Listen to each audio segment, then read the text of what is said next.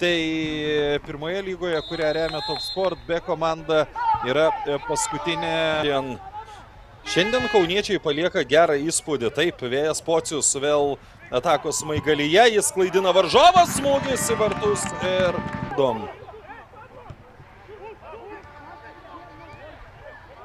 Čia klaidinamas judesys, smūgis į vartus ir šansas dabar jau tikrai labai. Galbūt kažkiek ir pažadino tas pavojingas epizodas komanda. Čia smūgis į vartus ir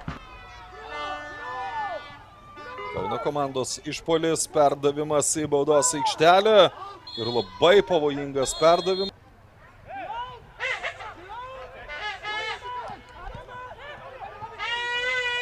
Ir čia geras perdavimas, šansas ir manau, kad yra praktiškai neįmanomas. O vis tik smūgis į vartus ir čia perdavimas į aikštelę ir vėl pavojus. Perdavimas, geras smūgis į vartus ir čia nepavyko.